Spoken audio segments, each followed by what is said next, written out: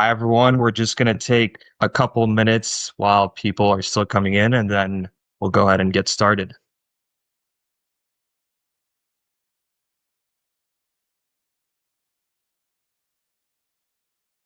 Cyrus, while we're waiting, we usually ask where people are calling in from. Let's do two options. Where are you joining from, or where are you traveling to for Thanksgiving? Same for me. I'm hosting Thanksgiving in Danville, California this year.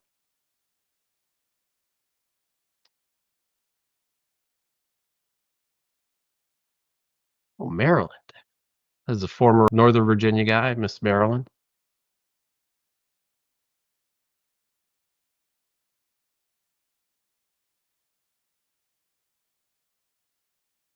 Again with the Eagles. We got to go Eagles. I was muted. I saw some Philly in there. Go Eagles, go Birds. We got quite a few. I'll try to be nice, but I'm a Chiefs fan, so I don't like Eagles that much. But they're doing good. Okay, somebody mute the new guy.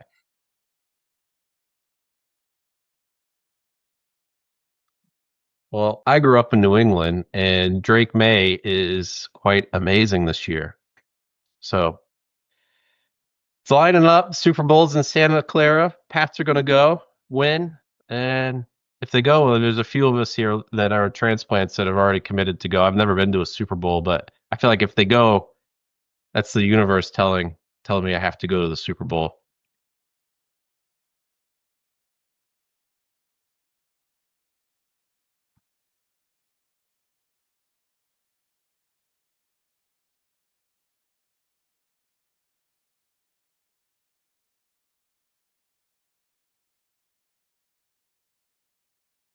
Excellent. Carolina.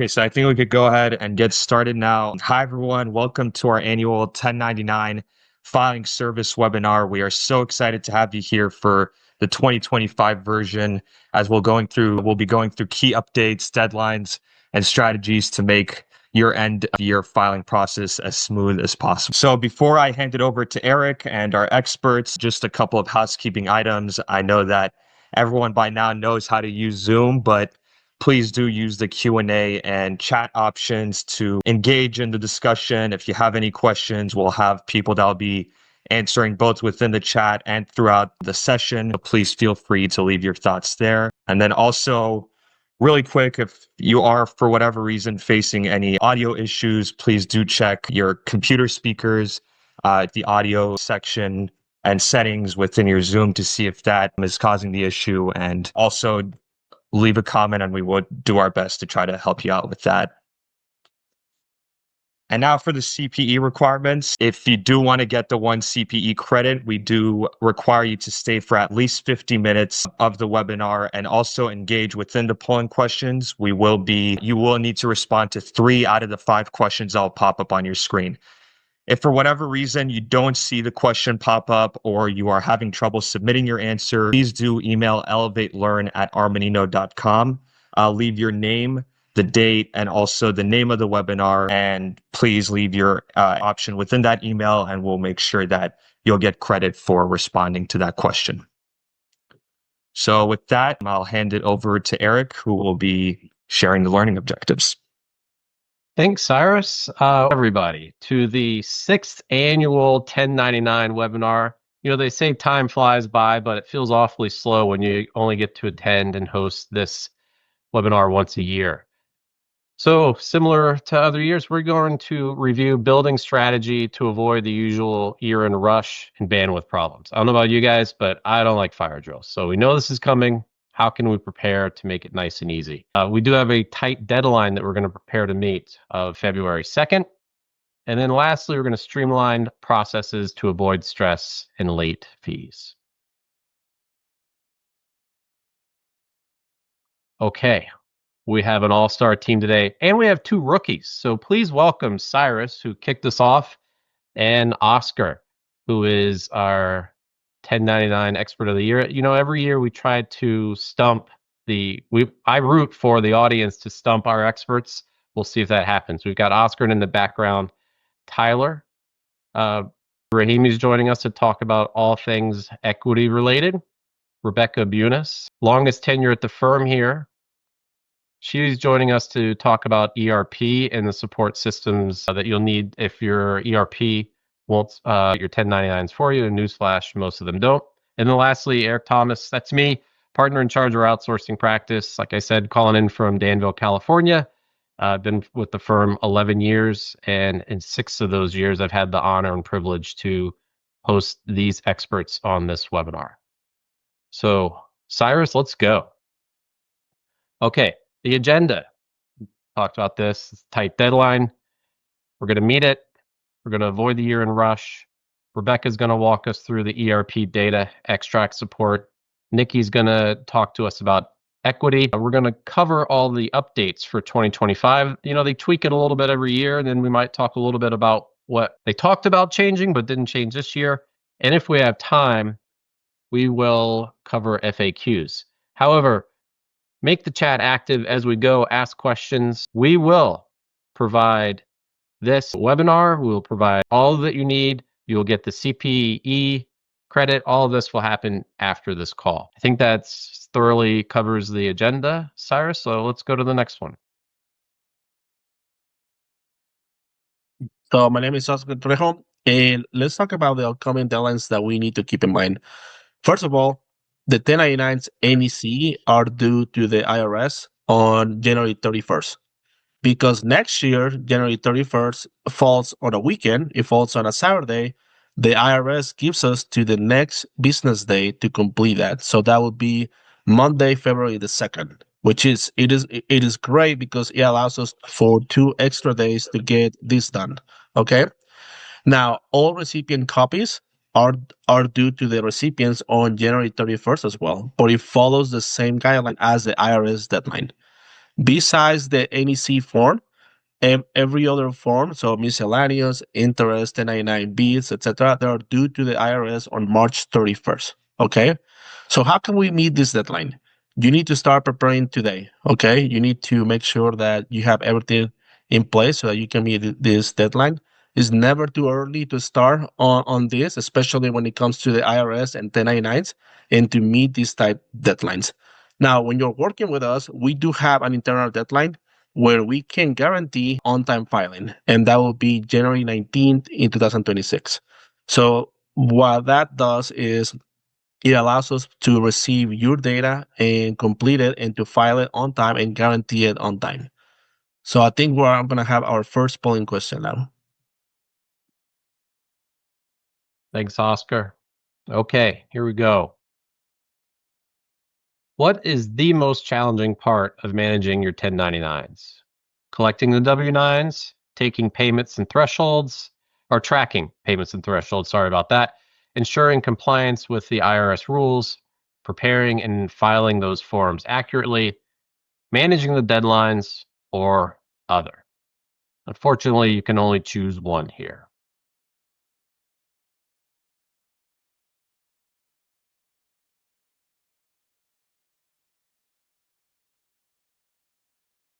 So, Oscar, as someone on the other side of this, what's the most challenging for you?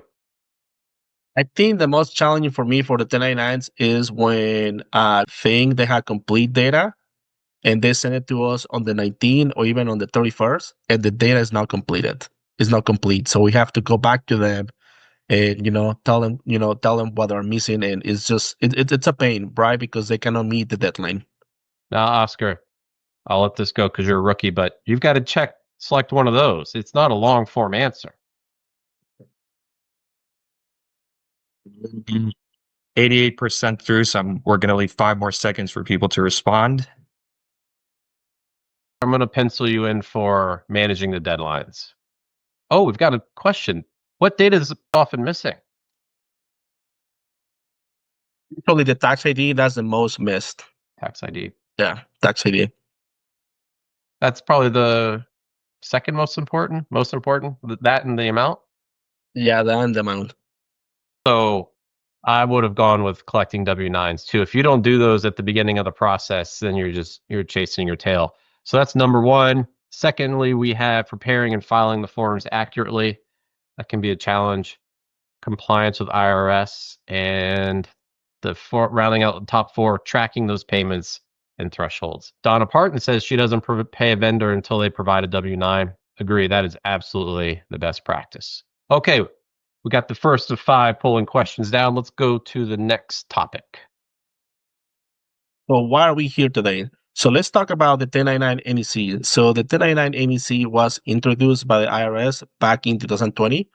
And the purpose for this was to grab box 7 of the miscellaneous and to create its own form. NEC stands for non-employee compensation. Okay. That's a form that is going to exist from now on. It's going to be a continuous form. The IRS is not changing anything to that form. So you can just use the same form as last year and update the year on the top right. Okay. Now, there have been changes to the 1099K. For the last 3 years, the IRS has been back and forth between the thresholds, between $20,000 worth of 1099K to $5,000, and then they wanted to put it down to $600. This year, they put it back up to $20,000, and we do not know whether the IRS is going to change that or not. We are basically, we depend on whether they make changes or not, and usually they don't give a lot of time to people to know about these changes. But for this upcoming year, yeah, it's $20,000 for a 1099K. Now, the IRS also roll out a 1099DA, which it is the digital assets. That's a new form that has been in the talks for the last 4 years. I think it was the first time when we hear about it. And basically, that's going to be tracking your digital assets, like Bitcoin and all of those things. And anyone who manages funds for that, they will be able to issue those forms to you. Now, the IRS is also creating a new form that is called 1099 vehicle interest. And this one is a new one that was introduced through the new legislation that was passed in Congress. And that one is going to allow people to deduct their car interest. Now, there's a lot of requirements and a lot of things that will happen if you qualify for that. And usually banks will be able to issue this form to you. So now, are you ready to meet these deadlines? Go to the next slide. So are you ready? So how can you be ready for all of this? The first thing will be, do you have the proper accounting software in place? And what I mean by that is, can you go to your data and select a vendor, and can you check whether the vendor has a full name, a full address, a tax ID, and also a tax ID classification? If your data in your accounting software is not complete, then you need to start collecting those W-9s. As someone mentioned in the chat before, one of the best practices for doing business with any vendors is to collect W-9s at the moment you sign any business with them. That way you have their most accurate information with them, okay? Now, you can use the 1099 fire system by the IRS, but you will need a TCC code, which takes about 45 days to get from the IRS. Now, you also need to know that the fire system is going to go away next year, and the IRS is changing to the IRIS or IRIS. And it's a new system that they're going to be providing if you were to do it through them directly. But again, you also need to apply for a TCC code. And right now, it might be a little too late to be applying for those codes because the IRS is just very slow at getting these things. Now, we have built a process in which we can help you be stress-free for all of this. We not only just file 1099s, NEC, and miscellaneous, we can do other type of forms such as 1042S, 1042 returns, 1095Cs, 1098s. We can do 3921s and 3922s. Basically, we can take care of all of it for you.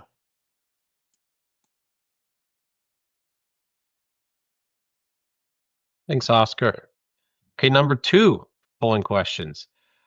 When do you typically collect your W-9 forms? Oh, I guess I got ahead of this a little bit earlier. I've got 5 options here. At the start of the vendor relationship, before making the first payment, at year end during 1099 preparation, only when requested by accounting. Or other. So while we're filling this out, I do want to bring up that we automated our 1099 process at Armanino about 7 years ago because in order to get all these 1099s done for our clients, we had to work on the weekends for the month of January, and it really degraded morale. So we did this because we didn't want to work on the weekends anymore, and everybody on the team had to do it. So now we're down to a team of 4 people that are dedicated that process all this. If you have processes that you don't want to do or, repetitive, not fun, hard to keep people staffed, bad for morale, and you want to have a conversation about automating that, what that might look like, please reach out to me or anybody on this call and we'll set you up with automation process transformation experts. How are we looking on responses, Cyrus? 90%. So once again, we're going to give it a couple more seconds. And I do gotta say, if you have a vendor who is very difficult to work with and they don't want to give you their W-9, just don't issue payment. And I guarantee you that they'll supply that information very fast. Okay, the results. Oh, we had 6 people say other. And I wonder if other, because I saw this in the chat earlier, is other when they set up the vendor in the system, which is kind of between at the start and before making the first payment. I think all of those are great. At year end, that can be kind of tough. Super curious about the other. Oscar, do any of these results surprise you? Yeah. At year end during 10 a.m. preparation, the reason why it surprises me is it might be too late because you could have unresponsive vendors. You know what I mean? And they might not supply that information to you, especially if you already pay them their money for the entire year. They don't really care. And I've seen that firsthand. Right. Yep. As certainly if it's a one-time service. Okay. We are 40% of the way through the polling questions. All right. Everyone, we want to make your 1099 processing as easy as possible for you this year. So Armanino can assist our clients with your ERP data extract to support the 1099 template format that will be provided by our compliance team. So it's important that the data coming out of the ERP matches the 1099 template format. And for those of you out there that may use Dynamics GP, it will typically require a software upgrade by applying the 2025 year-end update in order to print 1099s out of GP, which can be costly and disruptive to the business. The Armanino 1099 service is a great alternative to upgrading your Dynamics GP for 1099 processing needs. Our customer success team can help with the data extract out of GP or other ERPs such as D365 Business Central, Finance Supply Chain, Sage Intacct, or NetSuite. But even with these cloud-based ERPs for e-filing with the IRS, you still need a third-party service to e-file. So the Armanino service is a great option for this. If you choose to use the Armanino 1099 service, and if you need help with getting the data out of your ERP into the 1099 template format, you can create a ticket within our customer success portal with your current login, or just send an email to the support services at armanino.com email address, and just note in the subject header that you'd like Armanino 1099 service support, and the customer success team will reach out for next steps. Additionally, more information is provided on the Armanino 1099 landing page on our website to create your ticket with the customer success team, and the contact information is noted here on the slide as well. Pretty easy. All right, Nikki, I think you're up next. All right, Wait, thanks, Rebecca. Someone just asked if you said that Armanino can extract the data from our ERP system, such as NetSuite. Did you say that? Yes. Yep, we can help with NetSuite. So our customer success team can help with that. If you're an existing client and you already have a login to the customer success portal, you can use that.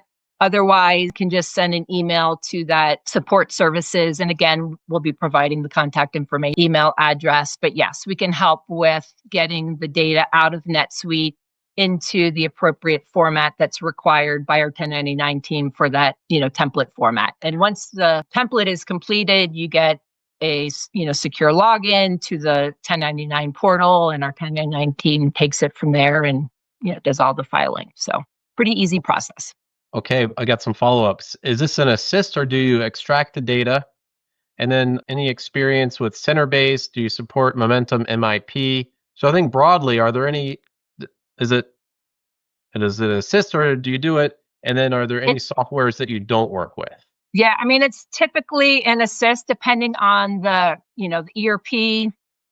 Getting the data out is a little different, right? So typically it's an assist that we help the client with on getting that data out to match the 1099, template format that we provide. I mean, that's the key, is the format that we provide. We just want to make sure that the data coming out of the ERP matches, that template format. As far as like MIP and some of those other systems, I mean, Armanino, we are not software solution providers for those accounting systems, but not to say that we can't help, right? It's that, I guess, to be determined. Not sure on some of the, I guess, depending on the complexity of getting it out, whether we could assist or not. But the typical ERPs that are out there, again, Intact, Microsoft, NetSuite, those are the more common ones that we see. Using. Yeah, I would say if services. they can provide access to the system, we can get in there and help with that. Yeah, for sure. All right, now we're up for the Nikki show. Take us away, Nikki. Yes, thanks, Eric. So I'm going to be covering equity-related taxable events.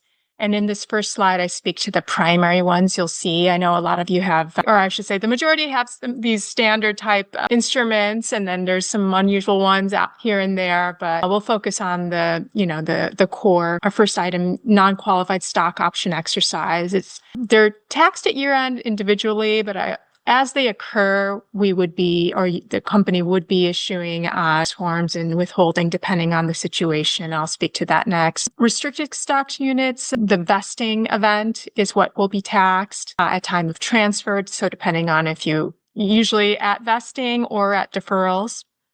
Restricted stock award, taxed at time of vest, similar to restricted stock units. But if you do an 83B election at time of grant, then you would be taxed at the grant date fair market value, which may be beneficial if you anticipate your underlying company value to go up over time. For the holders, it would be ideal to make an 83B election and then pay the taxes at grant issuance at the lower cost. On the next slide, what is tax? So for the non-qualified exercises, it's going to be the spread at exercise, so the fair market value in hand on exercise date, less the exercise price per share. So that exercise price per share determined at grant date, the option price. So that spread would be subject to the applicable income tax for that individual. So depending on where they're located, state, federal, etc. For RSUs, the tax occurs on delivery of shares. So typically that vest, release date, and usually RSUs don't have a exercise price like options. In some cases they do, and potentially that could be come into play, but typically not. So your spread or your income is going to be that fair market value in hand at time of the event, not the grant date. So again, and if there is any price, paid, it would be like an option exercise where you would subtract that amount paid by the grantee. For ISO exercises, the nice thing is there's no tax consequence at time of exercise. That's the benefit of having an incentive stock option. So at exercise, you would just note the activity, the spread. They would use that later for holding, or the employee would use that later for sales, and we'll speak to what that means for the ISO. But at the end of the year, and I'll later slide, we'll speak to tax form 3921 for ISO. That spread is to alternative minimum tax, AMT, at year end. So that AMT is not always applicable to individuals, but if it is, then that would result in additional tax to that person. All right. ESPP, Employee Stock Purchase Plan. Not everyone is familiar with that acronym. So ESP purchases, they're not subject to tax at issuance and not subject to AMT. So in subsequent release of shares for a qualifying disposition, qualifying ESPP, qualifying holding, which I'll speak to, the spread is treated as ordinary income, and it's for disqualifying, and that's at the grant date, and that is later used for subsequent sale. For disqualifying dispositions and disqualifying plans, it's going to be the fair market value minus exercise at the purchase date. So when depending on the plan, you have it twice a year, they're going to purchase at the end of the period.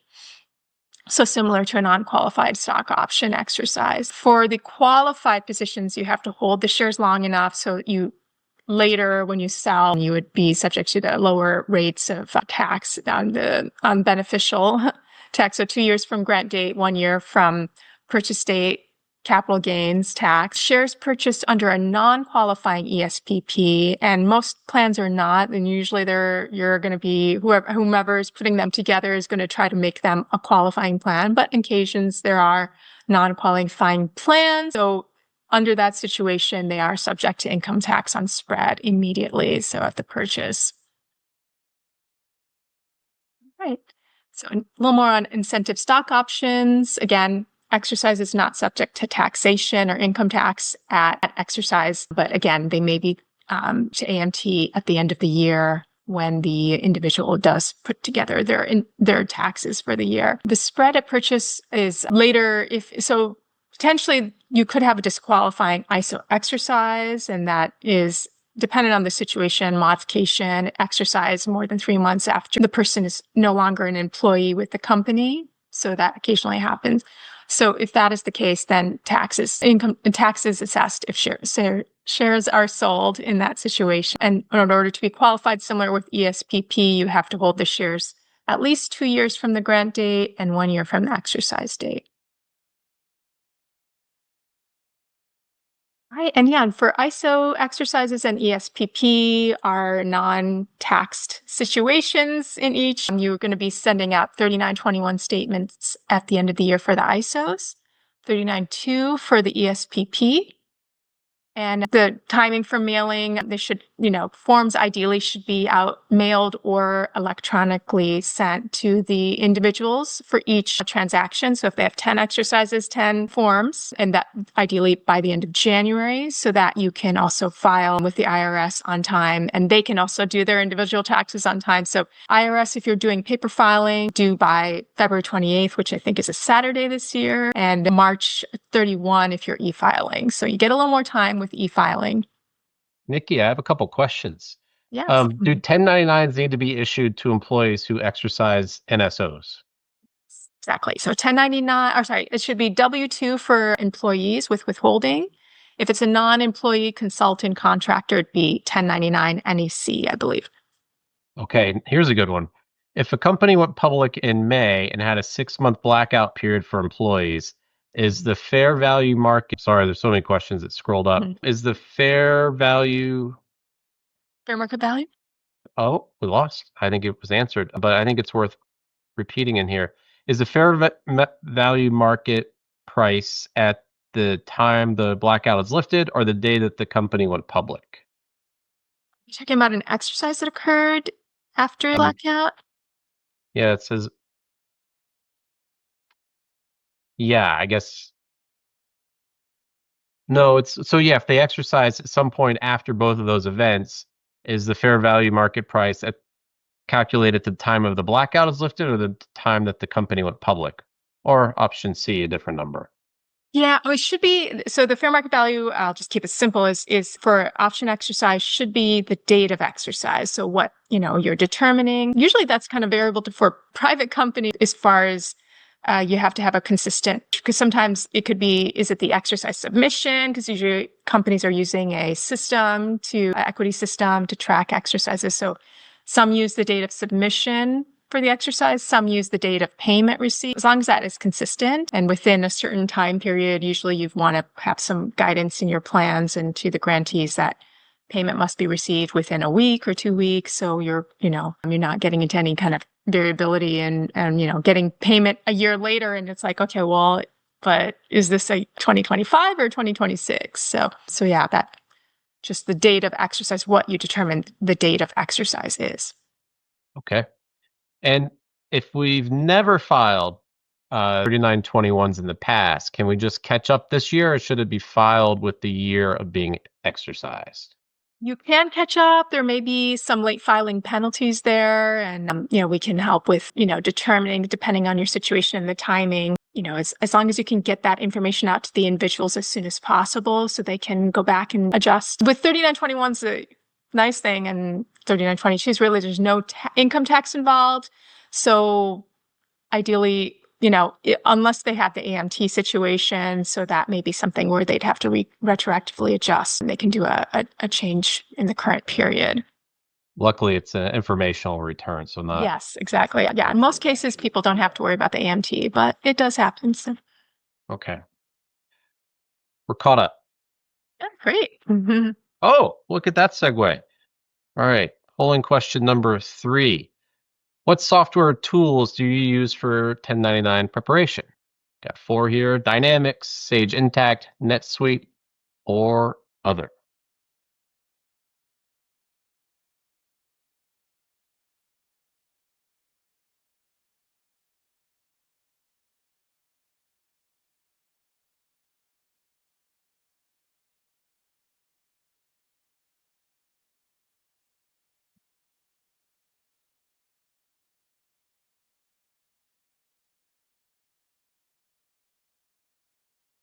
About 85% through, looks like, and the vast majority is leaning towards other right now. Cyrus, what's your guess of what's going to be number 1? I don't know. Looks like a tough one right now. I'm going to guess other. I'm going to go with There we other. go. There we go. Wait, can you see the answers as they're coming in? Did I ask the wrong person? I don't know. You should have asked Close. me. I can't see the answers, but I'm gonna guess Sage Intacct. Based on the chat, I'm going to guess other as well. Yeah, that's true. We're going to leave a couple more seconds. So the answer isn't showing. We're going to show the answer in just a minute. We want to make sure everybody to crack it doing the CPE question, so they get CPE. Oh, somebody is using 2 different softwares because of a software migration. So yes, and for them. Okay, so I think we need to change our list.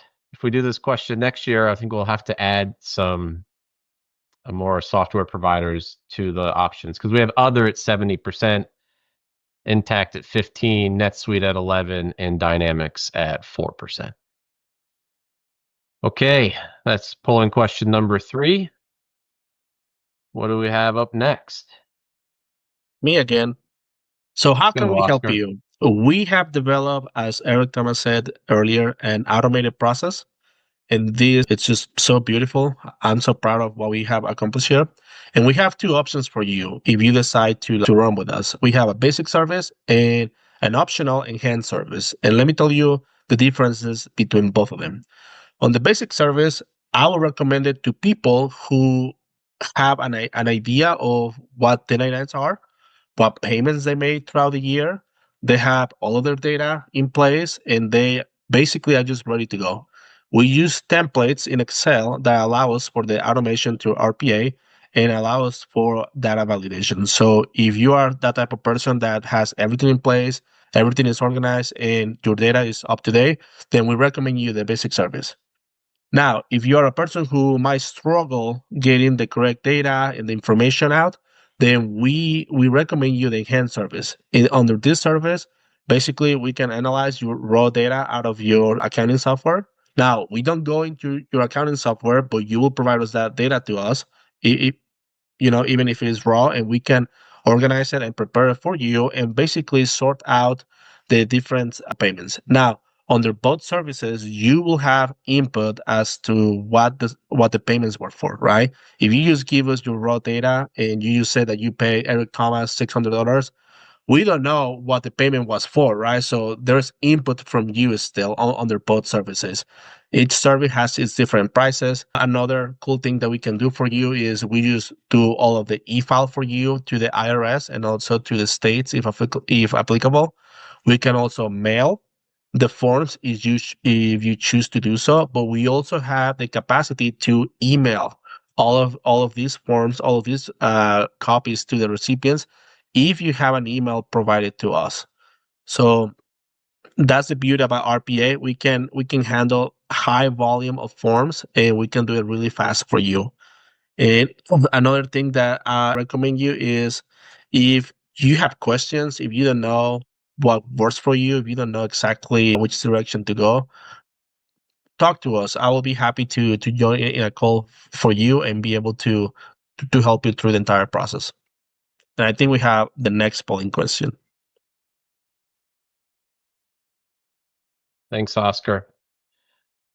Okay, number 4. How do you verify vendor information before issuing a 1099? Do you cross-check against the IRS TIN matching number? Do you rely on vendor-provided details? Your accounting software handles the verification. You don't currently validate vendor info or other. While we're waiting, I want to send out 2 thank yous. One to the audience. You guys are asking a lot of questions. We're about to break 100 questions in the Q&A. That's not counting what's in the webinar chat. And then thank you to Tyler for answering those 100 questions real time as we go through this. I mean, you're going to have to put your hands in an ice bath after this. Like 100 questions in 39 minutes. It's impressive.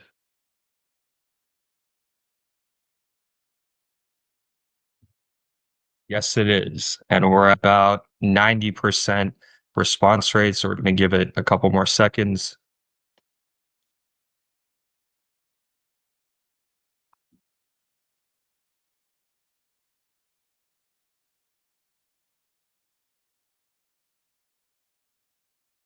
The anticipation's killing me, Cyrus. Oscar, do you have an opinion on what the right answer is?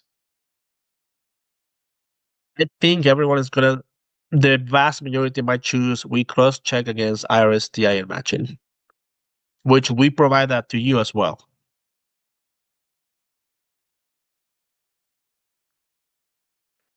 Oh. Number 1 with a bullet, we rely on vendor provided details at 59%. Cross-checking is 20. And then at 3rd, we have our accounting software handles verification. You got to think in another couple of years, the systems are just all going to talk to each other, but they don't yet. Can I say something about that answer Please. that everyone chose? One of the experiences that I had was when people rely solely on the W-9s that they are provided. I mean, that's a great tool. I have found out that there are vendors who actually also either they don't know their tax ID or they miss a number or they change a number. So at the end of the day, when you file a form under a tax ID that does not belong to that vendor, you are the one who's liable for that and get a CP 2100 notice from the IRS. So we always recommend to do check TIN matching to make sure that you have the correct data as well.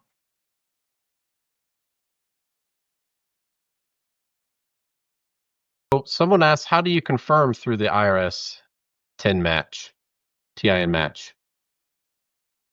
So the way that we do it, when we use our software, it provides us a TIN matching. Now, I don't think the IRS has a free service for that. You'll have to go to a third-party vendor. Correction, Oscar. The IRS does offer it, but you have to sign up for the IRIS system, which with the IRS takes anywhere from 45 to 90 days. Yeah. Which is a big time. That's cutting it close. So do it for next year if you want to do it. Okay, let's move on. Okay, so the next steps is at the end of this call, you're going to receive a copy of this slide deck. And if you decide to work with us, which I hope that you do, these are the steps that you will have to follow. So you'll have to go to our website where you can download our engagement letter. you'll find the two services there, which it is the basic and enhanced, and you'll find the different prices depending on how many forms you file. We do it on a range of forms, so you'll see the different prices, whether you fall on the first tier, on the second tier, etc. And then once you have the engagement letter, you can send it to compliance, where either Tyler or myself will see it and contact you. And then you'll receive an email from us where we will want to schedule a meeting with you to see if there are any questions about the entire process, any timelines, any expectations. And then you'll pay price for the according to the payment terms, and then we'll start preparing your 1099s. And even before the engagement letter, if you want to meet with us, I mean, we're happy to meet with you and answer any questions and to work with you and see if you're ready to go through the entire process.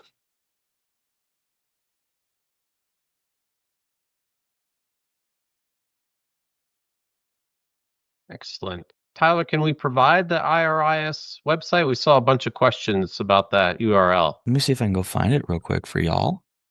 Okay, thanks. You answer a question from the chat. It says, if I pay a vendor via credit card, am I still required to issue a 1099 to them? No, if you are paying via credit card, the credit card company will issue that 1099 to that vendor. So no, you're not required to do a 1099. The credit card company is required. Oh, here's a good one. Shouldn't we trust vendor W-9s? You should, but there are also still mistakes that happen. And yeah, you should. That's your first tool, right? That's the first thing that you receive. But there are still mistakes on the vendor side that they make, unfortunately. Thanks, Tyler, for the URL. And I would say, there's another thing in there about the mismatches.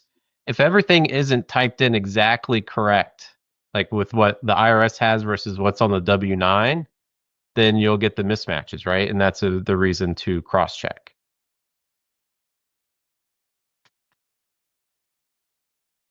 So what about Zelle, Venmo, other online payments? So Zelle, Venmo, Cash App, all of those third-party transfer money apps, they take care of the 1099. They work the same as a credit card, essentially. They'll issue the 1099. And what about the ramps and bill.coms of the world that issue credit cards? I think the way that it works with Bill.com and Ramp is they take the money out of your account and they pay it directly. So I don't think Ramp holds the money for you. So I think you will still issue the 1099. But Tyler, correct me on that one if I'm mistaken on Ramp and Bill.com, please. I do believe with Ramp it is quote unquote a pre-loaded credit card, meaning you are making the payment. So yes, that should still be a 1099. But so is that only if you use the credit card or only if you use their AP module, essentially? I believe just the credit card. You can always double check by looking at your bank statements. Let's just say you preload a credit card for say $1,000. Look at your bank statement for what it says. If it says pay to Ramp, then that is not 1099able because then the money is coming from Ramp, not from you. If your bank statement says, oh, I paid customer A using a Ramp credit card, then yes, that is 1099able. It's all about the flow of money and where does the money go. Excellent. Thanks, Tyler. Mm-hmm. Okay, Cyrus, what's up next? We've got our fifth and final polling question. Fifth and final with 13 minutes to go. Okay, but we only need 50 for CPE credit. Is that correct? Correct. All right. Do you need help with your 1099 process? Yes, no, not sure.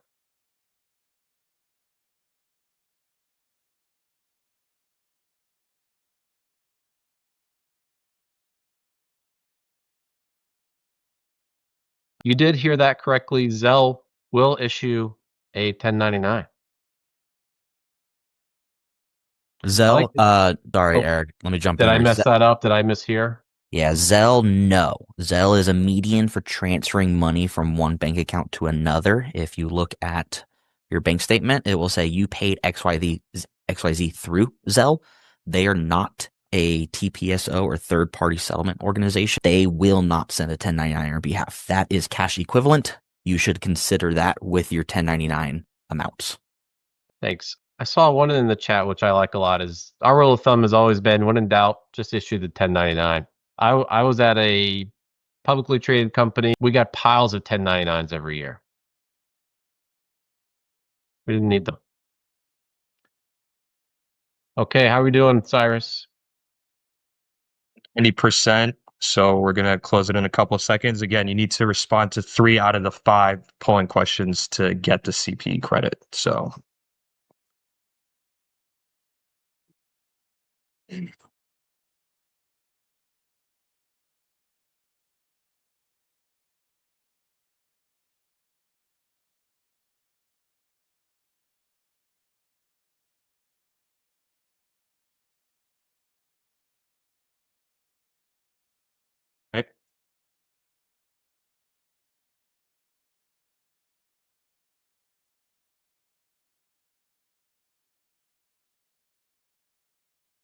Okay, so we've got a couple extra minutes. These FAQs will be there. Tyler, were there any interesting questions this year that you'd like to call out? Yeah, there's one in here I see that happens a lot. It's if a vendor lost a check and we had to reissue in the following year, since that vendor received a 1099, say in 2024, do we omit this vendor in 2025 if the lost check was reissued in 2025? It should, when it comes to checks, it's based off of when it clears your account. So if you look at your bank statement for 12/31/2024 and that check you wrote has not cleared, you have not paid them. You still have the money. 1099s are cash basis reporting. That amount that you have to reissue in 2025 should be a 2025 1099, and you should adjust a 2024 1099 to reflect what you actually paid them during calendar year 2024. Unfortunately, it is something we see a lot where those last couple of days of the year can be interesting come 1099 payments. Another one I saw is, oops, sorry, go ahead, Eric. Oh, Cyrus, it's appropriate for now. The question is, how are they going to obtain the CPE certificate? We'll be sending that out to them. We'll be sending the info after the webinar. Great. So, yeah. Sorry, Tyler, you're rolling. Here's one I see. The other one I saw was around 1099 sponsorships or sponsorships overall, and are they 1099able? I would double check with a not-for-profit tax professional. You could potentially get into the realm of what's considered a gift, and maybe there's gift tax. It may not be a 1099, but there are more details. So I recommend consulting with the CPA that specializes in not-for-profit. Okay, here's one, very tactical. Do they need to be delivered or postmarked by February 2nd? Postmarked. IRS uses the general rule of thumb where if it is postmarked and the stamp says 2/2, you are safe. Even if it's delivered, say, on February 10th, you still met the deadline. Excellent. Let's see. Questions still coming in.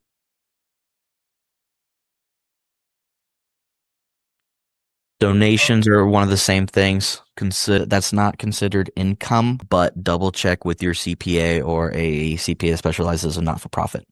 Okay, so they asked because our fourth FAQ says that they must be delivered to recipients by February 22nd and the IRS by February 22nd. So we'll update that. We'll have to before we update send that. it out.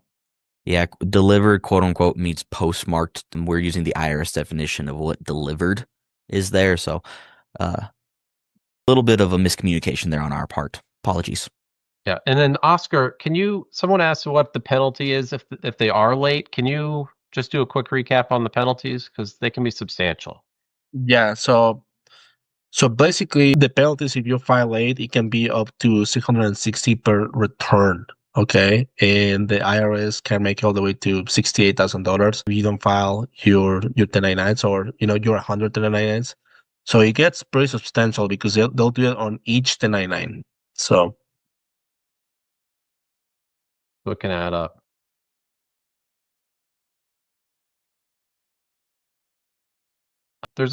Going back to the check, if the company got a notification after the 1099 was submitted, what is the process? Not sure I understand that one. Yeah, notification about the data, the payment, the vendor. I'm not sure either.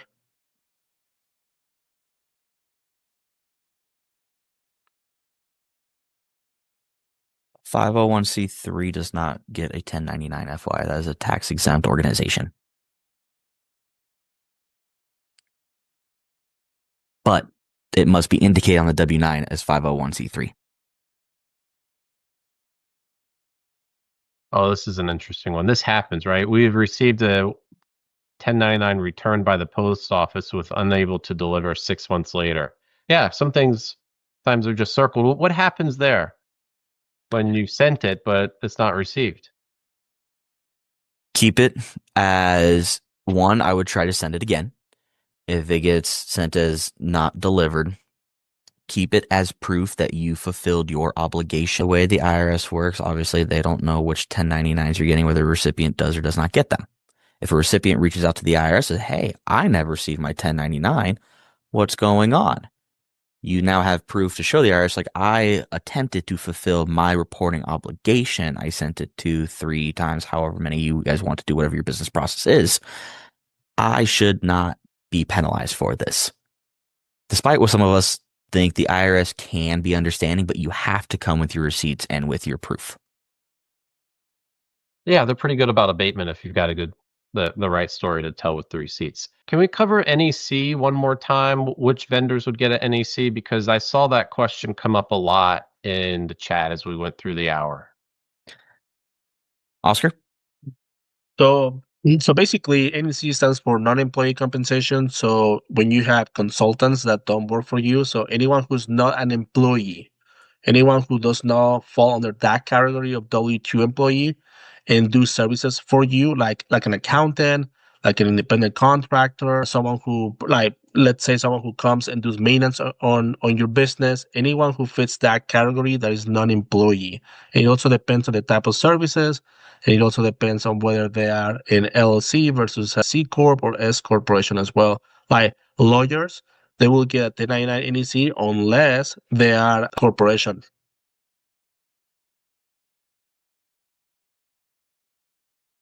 Thanks. All right. Cyrus, have we covered our time requirement? We're pretty much at time right now. And just one final note, once again, Tyler did an amazing job of answering everyone's questions. If for whatever reason we didn't get to your question, or if you have any additional questions, we will have an expert reach out and respond if we missed anything. And also be on the lookout. You will be receiving an email from noreply@lcvista.com with your CPE credit. So Thanks, Cyrus. And thanks to the audience. We had over 150 questions from you. It's great to see that kind of engagement. I thanked Tyler earlier. I'd be remiss if I didn't also thank Andrea, who was assisting with those questions. Thank you, Cyrus, for hosting us and leading us. And again, thank you to the experts. I love this webinar every year. The information changes. We make informational returns fun. And to the audience and the panels and the support team, have a great Thanksgiving, and we'll see you again next year. Thank you, everyone.